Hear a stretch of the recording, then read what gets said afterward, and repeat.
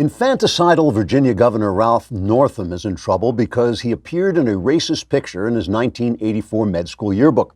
The Democrat governor, who believes babies should be left to die if you don't want them, apologized for being in the photo, which shows one person in blackface and one in a Ku Klux Klan outfit. Northam apologized for the photo, saying, quote, "From now on, I promise to kill babies without dressing up in offensive costumes," unquote. Although it's unclear whether Northam was the Klansman in the photo or the blackface guy, Democrats scrambled to condemn the baby killer for his racist med school hijinks. Senator Kirsten Gillibrand called for Northam's resignation, saying, quote, "The Democrat Party is the party of killing children, not the party of the Ku Klux Klan." Well, okay, it's also the party of the Ku Klux Klan, but not recently. Now we just do the whole baby killing thing without the sheets over our heads. The governor must resign so we can stop being distracted by our racist past and go forward into the future with the good work of slaughtering America's children, unquote. Other Democrat spokesmen tried to cover for Northam. CNN, for instance, reported that Northam was a Republican, hoping this would deflect blame from their party. The ruse failed, however, when viewers managed to identify Northam as a Democrat by his Klan outfit. Democrat Cory Booker, who recently managed to declare he was running for president without anyone noticing, also made a comment, but nobody noticed that either. Something about this being a moral moment and how much he likes gladiator movies, I don't know. Tom Perez, the grand dragon of the Democrat Party, told a gathering of Democrats, also known as a press conference, quote, "I really feel caught in the crossfire, and I literally mean a cross on fire." Sorry, that's a Democrat joke from the old days. I guess it's sort of inappropriate now, unquote. Trigger warning, I'm Andrew Klavan, and this is The Andrew Klavan Show. I feel hunky-dunky, life is tickety-boo. Birds are winging, also singing hunky-dunky-doo. Ship-shaped ipsy-topsy, the world is zippity-zing. It's a wonderful day, hurrah, hooray! It makes me want to sing. Oh, hurrah, hooray! Oh, hooray, hurrah! Psychopathic ideas make sane men do crazy things. That's the price of having a philosophy that makes no sense. I made a lot of conservatives angry during the Obama years by defending Barack Obama from the charge that he was evil. The people who said Obama was evil, to my mind, were spoiled Americans who never saw what evil looks like when it's in power. Here's a hint, there are an awful lot of dead bodies. Obama wasn't evil at all. But because his socialist and multicultural ideas made no sense and weren't in keeping with reality, he did crazy things with evil consequences, like strengthening the terrorist state of Iran and abridging our precious American freedoms through the abuse of regulatory agencies. Likewise, the Democrat Party. In seeking a non-existent sort of equality among human beings, Democrats are trying to declare a world that has no qualities at all. They want to pretend that all religions are equal, so they ignore the fact that some religions are actually more wise and moral than others. They want to pretend there's no such thing as the state of being a woman or a man, because that's unfair and unequal. Therefore, they have to believe that pregnancy can have no consequences and can be eradicated by a simple medical procedure with no moral meaning. They want to pretend that all outcomes would be equal in a perfect world, and therefore they have to pretend that anyone who believes in freedom, which will always result in unequal outcomes, must be a bigot. And therefore they have turned racism from a stupid and evil philosophy into a mythic monster hiding under every bed. The Democrats aren't evil, but their ideas are false and are leading them down evil, crazy paths, psychopaths. We'll talk more about that in a second, but first, take a look at this face. Take a look at this head. Do you want to look like this? Of course not. You want to go to Hair Club. Hair Club knows what it feels like to lose your hair. So do I. And they're inviting you to become part of the Hair Club family to see how getting the most out of your hair can change your life. Please use this and let me know. Hair Club is the leader in total hair solutions with a legacy of success for over 40 years. Whether you're looking to revitalize the growth of your own hair or to learn more about the latest proven methods for hair replacement or restoration, Hair Club's professionally trained stylists, hair health experts, and consultants will craft a personalized solution to ensure you feel your best and get the most out of your hair. And next on the copy, it says, please use real-life examples of your own experience with Hair Club. Look at me. Have I had experience with Hair Club? No. You want to have them. If you're a new client, just dial asterisk 004 from your mobile phone, and we'll shoot you a text to schedule your free hair health and scalp analysis with one of our hair health professionals. It couldn't be easier. Dial asterisk 004 from your mobile phone today to set your appointment and receive your free take-home hair kit and $250 off qualifying services. Experience your hair and your life at its best only with Hair Club. You'll love it. Let me know how it is. Let me know what it's like to live a full, happy, exuberant, confident life, because I have no idea. All right, we've got Michael Knowles coming on. We're going to talk football, because, Knowles was a linebacker, I think, wasn't he? No, he was actually the football. They used him as the ball. He's the star of Another Kingdom. Please go on Amazon.com and pre-order the novel Another Kingdom. It's out in March. It would really help if you would order a copy today, and I think you'll get some goodies for it if you keep the receipt. One of the things that the Democrat Party is making clear is that people like me, who were absolutely shocked by Donald Trump when he first came down the pike and opposed him with everything, we're not seeing something, we're missing something that the people saw.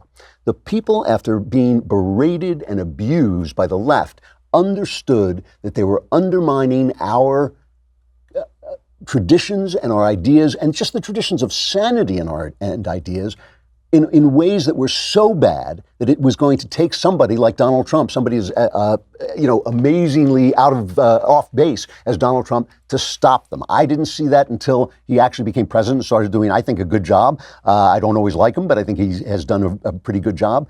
But the people saw this before the intellectuals.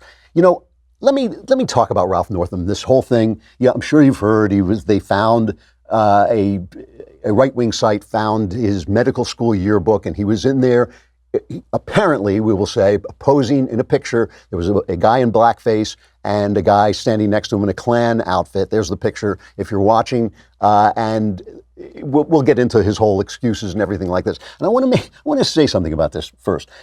Dressing up as a Klansman, I was alive. This was back in the 80s, 25 years ago. He was, I guess, 25. It's more than 25 years ago, right? It's like 35 years ago. It's back in the 80s. Doing this, it was offensive then. It was offensive, stupid. I myself feel like people should be allowed to do offensive, stupid things and recover.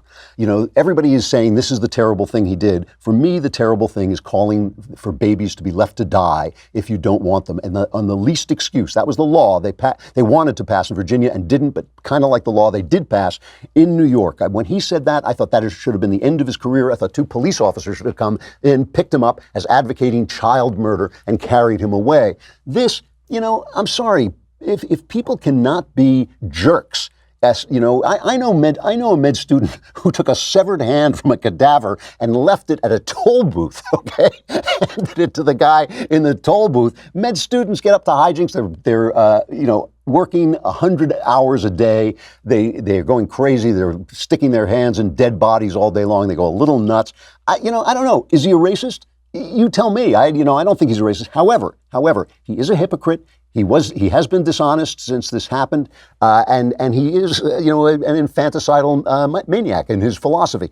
So I just want to put that out there. I feel that what the right has done is we've been hit. The left hits us on racism no matter what we say. Oh, we want to protect our borders, you're a racist. Oh, we think, people should be free, you're a racist. We think welfare is not such a good idea, it destroys families, you're a racist. So everything, oh, you said this, you're a racist. You put this in this way. We're not even going to ask. Like when they tag Trump with being a racist, it's always for something that he said that could be interpreted another way, but they never ask. They never say, at Charlottesville, when you said there were good people on both sides, what were you talking about? Which both sides were you talking about? Because it's absurd to think he was talking about white supremacists and Nazis. He was obviously talking about the argument over statues and whether statues should be taken down. Not one reporter has asked. They've just posed in front of the camera and called him a racist. Not one. Somebody send me a name of one reporter who has said to him, could you clarify what you meant by that? They don't want to clarify. They just want to get him. So we hit back with this stuff. We start to say, oh, here's a picture you took in med school and and it is offensive. I'm not excusing it. I'm just saying if people can't be offensive in their youth, the only people who will be run for office are not only just women, they will be the most prissy, uptight, humorless women imaginable. That's the only people who'll be able to run because guys get up to a lot of hijinks in their youth, and that's part of being a guy, and boys will be boys. So first of all, this is exposed. Nobody found it before. They found every trace of what Brett Kavanaugh ever did, but somehow the Washington Post could not unearth this because democracy dies in bloviating Super Bowl ads about how wonderful you are. They never found anything like this, completely, lost this. The Oppo research never came up with it. Now they come up with it. So the first thing he says, he comes out and he apologizes and he admits that he's one of the people in the photos. He can't remember whether he's the Klansman or the guy in blackface. This is cut number 6. My fellow Virginians, earlier today I released a statement apologizing for behavior in my past that falls far short of the standard you set for me when you elected me to be your governor. I believe you deserve to hear directly from me. That photo and the racist and offensive attitudes it represents does not reflect that person I am today or the way that I have conducted myself as a soldier, a doctor, and a public servant. I am deeply sorry. I cannot change the decisions I made, nor can I undo the harm my behavior caused then and today. But I accept responsibility for my past actions, and I am ready to do the hard work of regaining your trust. So he accepts responsibilities for a while. And we should mention, by the way, just talking about hypocrisy, this guy won an election over Ed Gillespie, the Republican, and we played the ad at the time. Remember, there was some Latino PAC after Gillespie said something about MS-13 gangs operating in Virginia. And said that this was a problem, we should take care of the border. A Latino PAC ran an ad. It wasn't Northam's campaign, but a PAC ran an ad in which a guy with a Confederate flag in a pickup truck and a Gillespie bumper sticker tried to run down minority children. He was going to drive over them, okay? And Northam never denounced the ad, and instead he actually kind of used the ad and said, accused Gillespie of racist rhetoric and fear-mongering. So this is a guy who has played the race card. He played the race card, remember, because, of course, Charlottesville is in Virginia. He played the race card against Trump when he said those things, those kind of insensitive and tone-deaf things that I don't believe were racist, but they were tone-deaf and insensitive, and he went after him for that. So he has been playing this a lot. So now, first he says, oh yes, I accept responsibility, and everybody's calling for him to resign, even Democrats, all the Democrats are calling for him to resign. Not so much responsibility, please. Sit here and hypothesize or speculate how it happened, but I can only imagine that if there are a number of photos laid out on a table and someone is pasting those on page after page, that one could get mistakenly put on the wrong page. And as I said earlier, this has happened numerous times in this particular yearbook, and I suspect that's what happened in this case. Governor, how do you expect people to believe you? Because yesterday you were accepting responsibility for this, and then within less than 24 hours you're saying, no, it wasn't me. You can find it hard to believe how that people are having a hard time, that people are having a hard time. Why should they believe? I'm accepting responsibility that this photograph was on my page in the yearbook. I regret that. It is horrific. It made me sick when I saw it. But I will tell you that my word, I will stand and live by my word. I was the president of the VMI Honor Court.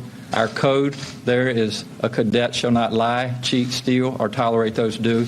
That's the most meaningful thing to me in my life. I tell the truth. I'm telling the truth today. That was not my picture. I don't believe you. I don't believe you, because if I was in a picture like that, I would remember. And he said he was in it, and I just don't believe you would make a mistake about this. But here's the thing. Here's the thing I got to play. Just this one thing. He did admit that he was in blackface playing Michael Jackson and doing a moonwalk in some kind of performance. Clearly, this was something going on at the school. And a reporter asked him. His wife is standing next to him, and a reporter asked him, "Can you still do the moonwalk?" And he almost breaks into a moonwalk. Listen to this. Are you still able to moonwalk? Inappropriate circumstances. My wife says inappropriate circumstances. He's still the same jerk. He's still the same guy. He would have done it right there. He'd have put on blackface if his wife hadn't been standing next to him going, nah, don't do that. Don't, no blackface. Don't do that. It's inappropriate. It's like, I got to admit, that's why we have wives, because we're all kind of jerks. But like, the guy is still the same guy he was in med school. So like, he's having a hard time. People are calling for him to resign. He's digging in, which is not going to look a good look for the Democrat Party. But we'll get back to this in just a second. First, let us talk about Valentine's Day. I know Valentine's Day is going to come up, and if you're like me, you're suddenly going to go, what? The 14th? It's the what? Huh? Act now. Go to 1-800-Flowers. I do. They do a great job. And if you go now, 1-800-Flowers has amazing deals on vibrant, romantic Valentine rose bouquets, arrangements, and more, starting at just $29.99. There's so many unbelievable deals from 1-800-Flowers, but you have to hurry. Roses from 1-800-Flowers are picked at their peak and shipped overnight to ensure freshness and her amazement. I have used them again and again, and really, they come fresh. It's really, they do a great job. Gorgeous Valentine bouquets and arrangements starting at $29.99. It's an amazing deal, but it won't last long. So to order Valentine's bouquets, arrangements, and more starting at $29.99, go to 1-800-Flowers.com, click the radio icon, and enter code Klavan. Order today and save at 1-800-Flowers.com. Code Klavan. And I'm not going to make the joke I was going to make about how to spell Klavan, because we'll never have that sponsor again. But how do you spell Klavan? It's Klavan. My wife should be here going, that's inappropriate, isn't it? Inappropriate. Anyway, the guy is a complete buffoon, and like, the way he handled this has been so bad. But what I love about it is it's really about, they will do anything to distract from the fact that they are baby-killing loons. They are baby-killing loons. They do not want to talk about it. Stephen Moore tried to bring this up on CNN. He tried to bring up the point that this comes right after his extremist abortion views. Listen to the CNN panel gang up on him and shut him down. You want to talk about a politician who has had a bad week. I mean, you kind of didn't exactly report what happened this week when I think it was quoted as relaxed the abortion restrictions. I mean, this was basically a bill that he supported that literally almost literally allows an abortion up until the time you cut the umbilical cord. This is not the point, Steve. All I'm saying is that has really what came out people. this week. I don't want to get into the debate about abortion. What he said was confusing. But he's under assault for that, too. And I would make the case that was an even worse offense than this picture. Okay. Well, now you just Let's talk about no. Steve, Wait. Steve, we're going to talk about the issue of racism, and I know you would like to divert the issue to a conversation that's more comfortable for you.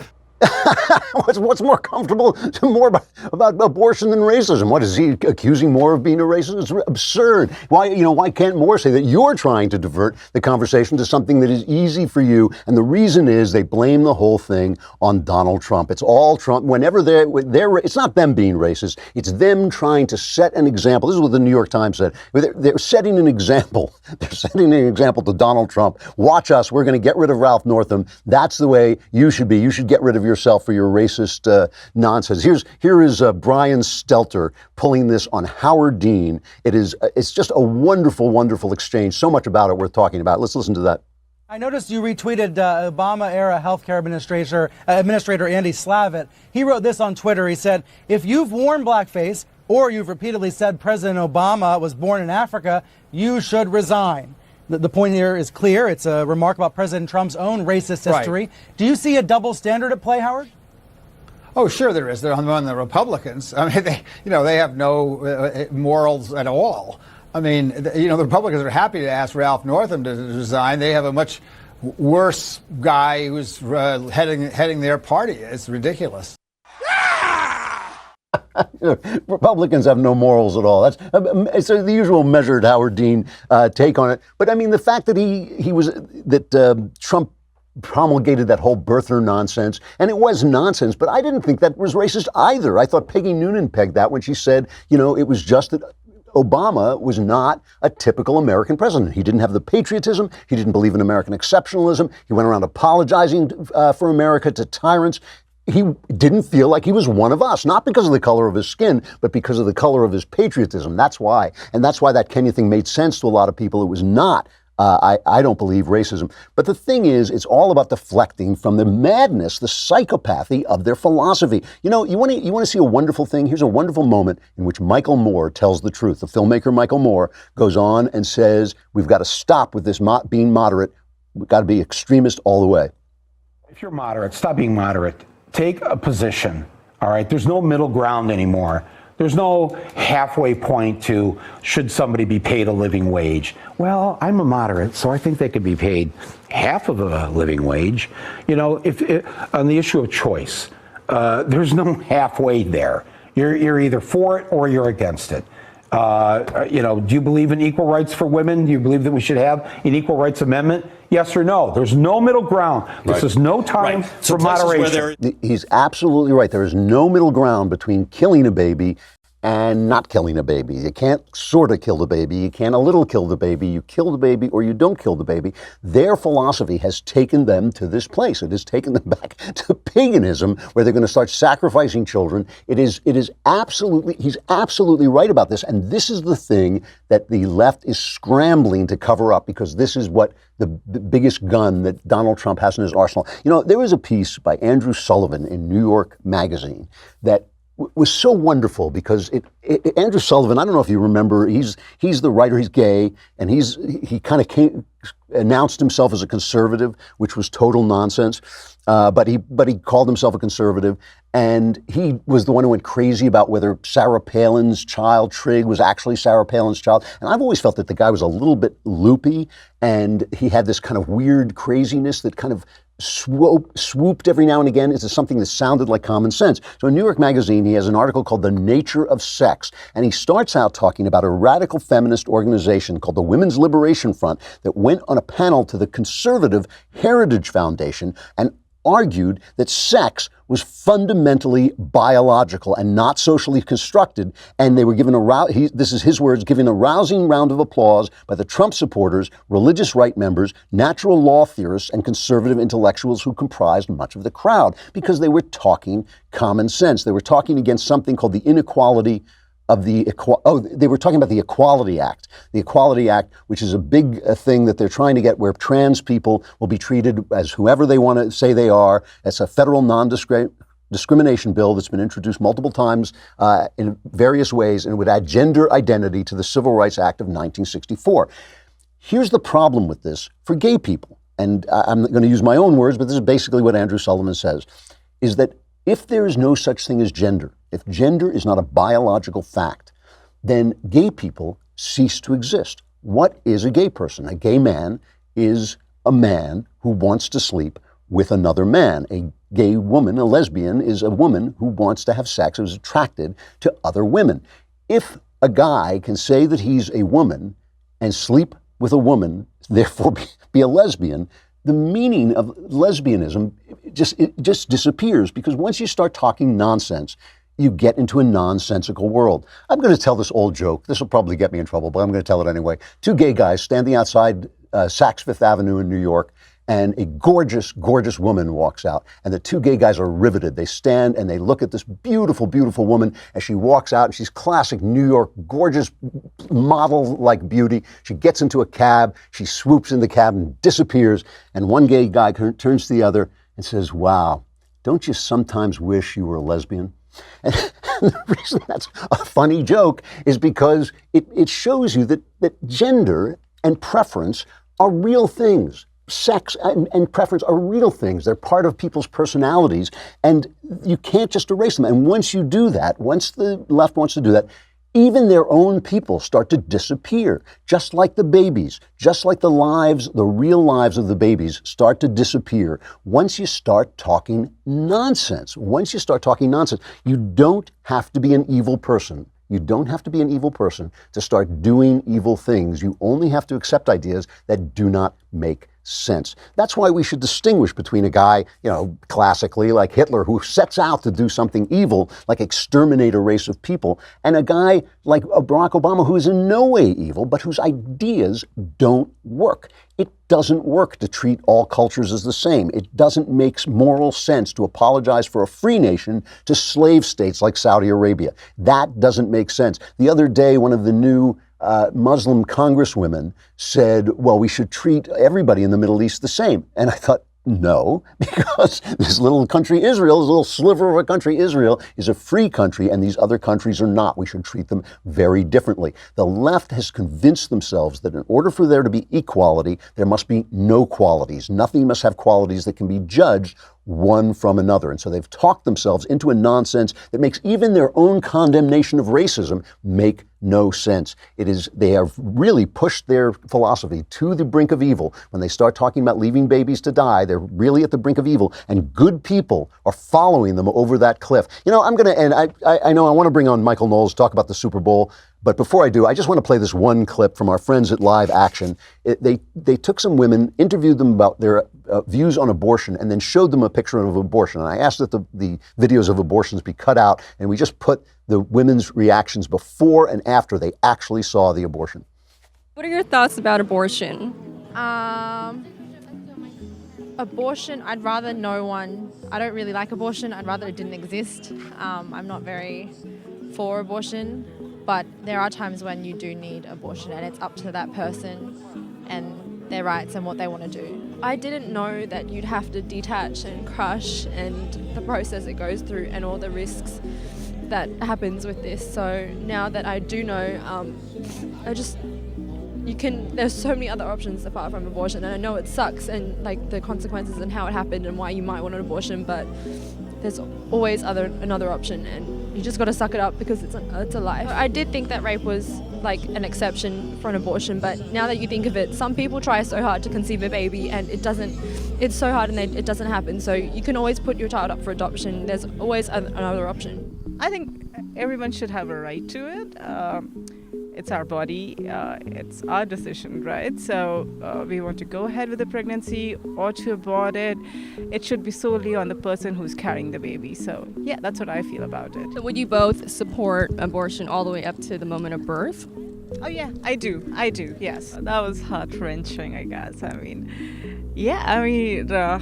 until you see something like that, you don't often think that you're going to change your opinion, right? I mean, that's something I would never want anyone to go through, right? Not myself, not her, not anyone. I'm a mom to one, right? And I had no idea this is how abortion takes place, right? Looking at that video and the way it was performed, it's an eye-opener. So no, I don't think any kid, any baby, any infant, any fetus should go through that. No. That's from our friends at Live Action. It's an amazing video, but all it is confronting people. As long as you're following the psychopathic logic and going down the psychopath, you will get to a place where you say, oh yeah, abortion till the moment of birth. But once you look at the reality, once they put the reality in front of you, once people are allowed to argue back, suddenly it disappears. And that's why the left is always silencing people. It's always like, well, you can't say that because you're not a woman. You can't say that because you're not black. You can't say that because it's not politically correct. You can't say it because it's racist. You can't say it because it's sexist. They have to do it because their logic is psychopathic. And once you get to the reality of it, once you face the reality of it, it all falls apart. Hey, you know, we scheduled a backstage State of the Union, but Nancy Pelosi disinvited us, so we had to move it. But at long last, it is coming back. The Daily Wire God King, Jeremy Boring, Ben Shapiro, the original Michael Knowles, and me will be taking on all the pressing issues of the day. And as always, the lovely Alicia Krause will be classing up the joint as much as she possibly can. It's an uphill battle. Taking your questions as they roll in. Will we finally see Trump deliver the State of the Union? Tune in to find out. Only Daily Wire subscribers get to ask the questions. So go to dailywire.com and subscribe. It's a lousy $10 a month, $100 for the year, and you get the Leftist Tears tumbler, which hopefully you're going to need. We got Michael Knowles coming up to talk about the Super Bowl and football.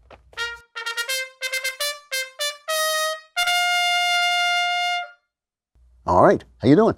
Long time no see. It's good to see you. You were in New York. I was in New York, I was in New Haven, and I was in the air during the entirety of the Super Bowl. You know, were you really? I was the whole time. You didn't miss much. I didn't miss very much. I don't think I saw less of the Super Bowl than the majority of Americans at this point. It was kind of interesting because I actually like defense, and the Rams have a couple of great defensive players. But it's not like baseball where a well-pitched game is kind of exciting. It's like after a while you're like, could you please score? Could you do anything? Could you? I landed last night at about 9 or 10 o'clock, and I landed in the terminal where the Rams had taken off from. Oh, yeah. So they had all these balloons over the entrance, and it said there, "This is where champions depart." I thought, they got to update that sign. That's not so great. I very often you have me speak about things that I know nothing about. Never more has this been true than when it comes to football. You're not a football guy. I don't like football. I love baseball. Football I don't care about. But it looks like the American people are finally catching up with me. This Super Bowl has a 10-year low in ratings. Really? This is according to Deadline, just came out. I mean, the NFL has done everything they can. Why they let that guy, what's his name, Goodall, why they let him stay in position. He has done everything he can to destroy this organization. They just think they can go woke and woke and woke and never go broke, and it does not make sense. It is an amazing confluence of factors that are, some are political, some are administrative, and some are just scientific and the facts of the game that are driving people away from football. The future of football is not looking great. It really is not. Yeah. It's not. Just from a scientific perspective. Yeah. We hear all the time about the health effects of long-term football playing. Right. A study came out from Orlando Health in collaboration with the Concussion Neuroimaging Consortium. It showed that the lasting effects of football, not the short-term effects, but the lasting ones, now start happening at a much younger age than we expected. We're not just professional, it's college, it can be high school football too. What the study tested were these biomarkers in blood called microRNA, and it found that college football players had elevated levels of these biomarkers, which indicate concussions before the season even started. So even before the practice, season, you mean? Just during practice. So wait, when you say that this is showing up earlier, you mean they're detecting it earlier because they have better equipment, or actually the effects are showing up earlier? No, the effects that will persist throughout the entire life begin not just in the NFL and not even just in college. They can begin very, very young. I know. So now you got a parent who's, they came and asked me to play football in high school, and I was like 11 guys running over my head. Yeah, they came and asked me. They said, "Michael, you Adonis of a man, can you please lead our team?" I said, "I'm sorry, fellas, I got a tap dance." I got like. I got big fast, so they were kind of drooling. We'll put you on the line, and then everyone will stomp on your head. It'd be great, It'd be really good. What do you want to do? You want to be a writer someday? Oh, okay, exactly. That's fine. Exactly. Same reason I didn't take drugs. So yeah. Well, and now there are studies of ex-NFL players after they've died. Okay. They're doing post-mortems, and it's showing some pretty scary stuff. We know 90% of all professional football players suffer chronic migraines for the rest of their lives. They have a greater light sensitivity. They have higher rates of depression and anxiety, and they also suffer chronic traumatic encephalopathy. So What was that? It's a thing that I can barely pronounce. Yeah. It's a degenerative brain disease. There was a big study on this in 2017. This was of former NFL players after they died. 99% of them exhibited CTE, the signs of this degenerative brain disease. Aaron Hernandez, you remember he committed murder, then he killed himself in 2015. Yeah. He showed a very severe case of CTE. Wow. And plus you've got just simple chronic pain. 88 to 93% of NFL players have chronic pain for the rest of their lives. One of the things is, I love gladiatorial sports. I love boxing, I love football and all this. But you go back, if you look at Muhammad Ali, right? The guy had a body that's kind of a recognizable human body, you know. He looked like a guy in good shape, But now you look at like an actor. that guy, Maroon 5 guy who took off his shirt and the thing, You look at this guy and you think like that. That is an amazing advance in people being in shape. So people are stronger, bigger, tougher, they train better, but the human head remains exactly as soft as it always was. That's so it's like now I watch a boxing match and the guy gets hit once and I'm like, stop the fight! Stop. Oh, dear God, get the man a doctor. Look at them, they're just machines. Right. And this is why now parents are not letting their kids play football. You saw, I'm about to endorse Kamala Harris in 2020. I did because of Trump. Donald Trump said that he wouldn't let Barron play football, and he then was extolling the virtues of soccer. I know, what the hell? This is bad. Impeachment now. We should impeach. I'm finally on the impeachment train. One way we could solve this is by bringing back gladiatorial slavery. That's the only future of football. Exactly. Because this isn't just anecdotally that the president says he wouldn't let his son play. There was a study in Arizona. Fewer parents are letting them play. And since 2007, the National Association of State High Schools has noted that there's a drop in football interest. It's declining about 2 or 2.5% per year, and that's an acceleration from previous levels of it dropping. So now people are asking, what's the future of football? Right. Some have said esports. Read video games. Oh They're my saying gosh, I'm not going to watch a video game of this. Yeah. The others, New York Times suggested flag football, so you know that's obviously not going to happen. Yeah. But now more young children, 6 to 12, are playing flag football than are playing real football. Really? Yeah, and it's just not going to work. We want danger and we want reality. We don't want to watch some virtual nonsense. The trouble is the game is best when the game is dangerous. Right. And now that it's very dangerous, it's going to be tough for it to survive. I think the future's bleak for football. And everything they do that tries to make it less dangerous makes it worse. So like they'll tell you when you can hit the guy, and you can only hit him here, and you can only hit him there. So their knees go. You know, if you hit them low, their knees go. You know, they call the game gets ridiculous because they throw a flag every 2 minutes. I mean, you know, something in my rogue heart just says, hey, you know, if people, it's their choice. It's their choice to play the game. They're not. Nobody is. You know, I'm joking about gladiators. You know, these guys have chosen the field. They many of them love the sport. I mean, I love the sport, but I'm not playing it. But I love watching it. And you know, I hate this nanny state where, you know, they say, well, we can't do that anymore. But I don't hate parents protecting their children. I mean, that's when individual choices kill the game will be killed. And I don't think that this is going to be imposed from above. I think Goodall, I think the NFL, as far as an administration, is doing a great job of destroying football. I think Colin Kaepernick is doing a great job of destroying football. And eventually parents aren't going to let their kids play it, and then we'll move on to something else. I don't really have a dog in this fight because I don't care about football. I would love to see a return to a better sport, which is baseball, and encouraging your kids to play that. But I fear that the president is right. I think that the future of football is soccer. Oh my God! I know, and that's you know, it's just not a good game. I'm sorry. It's just dreadful. And you know, it is funny when we were all making those jokes during the World Cup, and we were making jokes. All these people were like yelling at us. They were screaming. I mean, really, people were really angry. But none of them actually watched the sport. Nobody watches soccer. Not in America, anyway. There's a kind of an irony to soccer, which is that it's the sport of the third world. All you need is either a hunk of garbage or a severed human head, and you can kick it down a field. So there's that. But it also appears to be the sport of decadent cultures, because no one wants to get hurt, no one wants to do anything. This is, I mean, not to get too high-flung about this, but there is this question to me about the testing of men. You know, I mean, I think that I got in a lot of fights when I was a kid, and you have the slightly crooked nose to prove it. You know? and you know, I hated it. I hated it then. I didn't like it then, and I haven't raised a hand in anger. Literally, I think the last fight I got into was outside a bowling alley when I was like 15, 16 years old, and I have not lifted a hand. I mean, I raised 2 kids. They never got like even a swat on the backside from me. I thought it was awful, but it did teach me I could take a punch. It did teach me that like I could throw a punch, and that what it felt like, so that I wouldn't be afraid if some guy was in my face. And people have gotten in my face, and they can see, the minute they look at me, they think like, oh, he's not going to back down. He knows what this is like. And you know, it is something. You know, I hate bullies. I mean, half the fights I got in were guys bullying other people. You know, but like being bullied, these terrible experiences do make men men.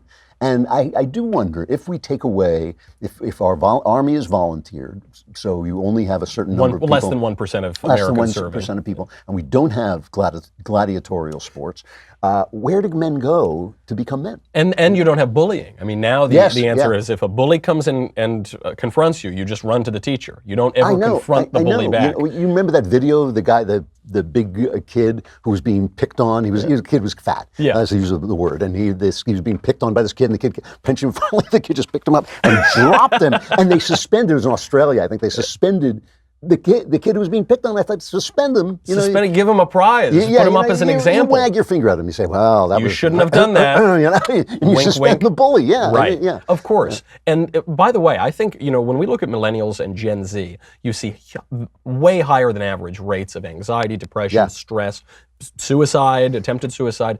I think a good part of this fragility of the safe space generation comes because they were never taught how to confront a bully, and so they enter into reality and they shatter. They are horrified by reality, and the more you take away of a little vaccine of suffering when you're a kid. Yeah. The more you take away of a little exposure to it, you're going to leave them quite fragile when they become adults. I think it is true. It's one of these wonderful things that's built into freedom that makes freedom fall apart. All things fall apart. What are you talking about on your show? Today we're going to be talking about whether, and I'd like your thoughts on this. Do you think it's worse to take an offensive photograph or to slaughter children after they're born? What do you think? I was talking about this. I mean, this is another thing. We're talking about men. Like, I think it's an offensive thing to dress up as a Ku Klux Klanman and all this stuff. But can't you be a little bit of a jerk when you're a young man? I mean, isn't that the definition of being a young man? Exactly. We're going to talk about this from not just, obviously, there's the Northam side of it. Yeah. There's a man in India who's suing his parents for giving birth to him. I heard about this. Without his consent. We're going to be talking about all of the consistency among the anti-life brigade. Yeah. Because it's just, it seems to be the orthodoxy of the global left. It is wonderful. I think, there's a line in Paradise Lost where Adam is so upset at being expelled from paradise. He says to God, "Did I request thee, Maker, from my clay to mold me man? I didn't ask to be born. Come on, Dad. Come on. I didn't ask to be born." All right, great to see you. Good to see you. I'll talk to you soon. Stuff I like. Stuff I like. Beep, beep, beep, beep, beep.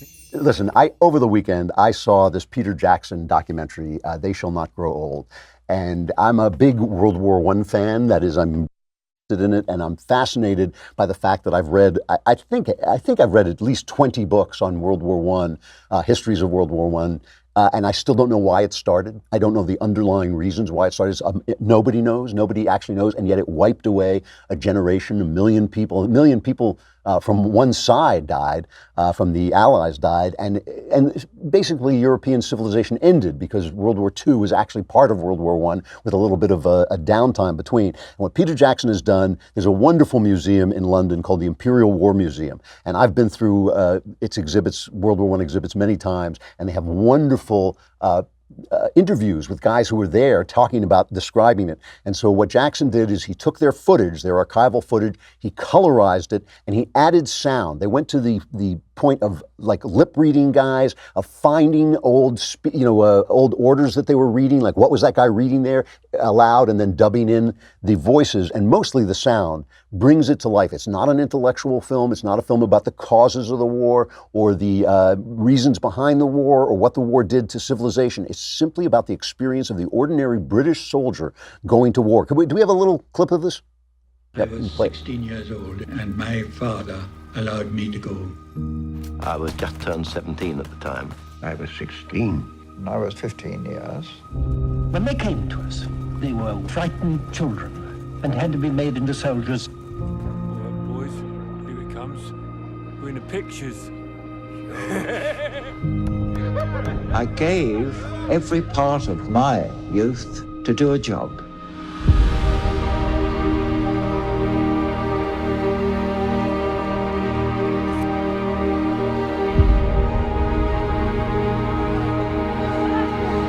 Stand this part of the trench over there.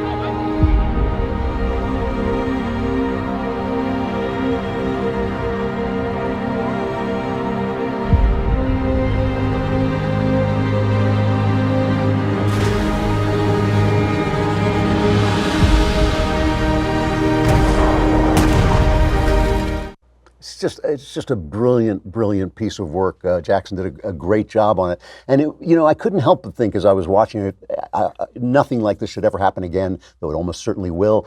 And I would never send anybody into this absolute hell of a conflagration that had no purpose and no point and destroyed the greatest civilization on Earth up to that time.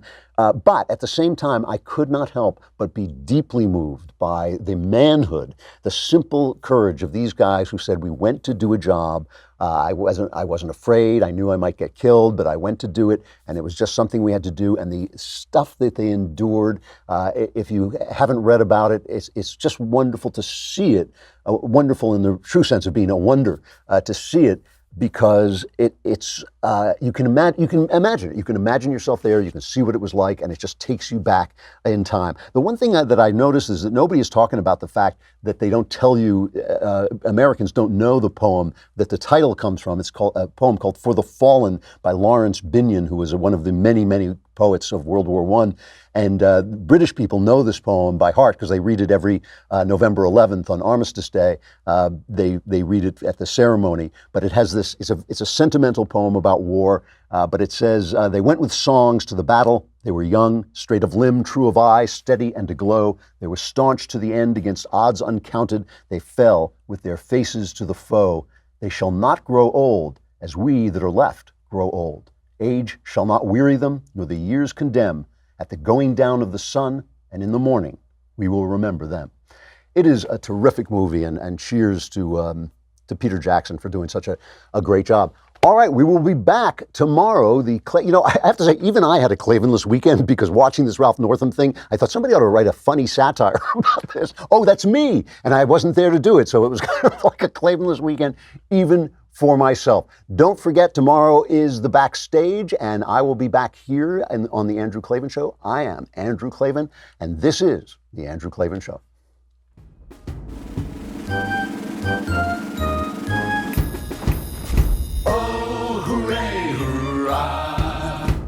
The Andrew Klavan Show is produced by Robert Sterling. Executive producer, Jeremy Boring. Senior producer, Jonathan Hay. Our supervising producer is Mathis Glover, and our technical producer is Austin Stevens. Edited by Adam Sayevitz. Audio is mixed by Mike Cormina. Hair and makeup is by Jesua Alvera. And our animations are by Cynthia Angulo. Production assistant, Nick Sheehan. The Andrew Klavan Show is a Daily Wire production. Copyright Daily Wire 2019.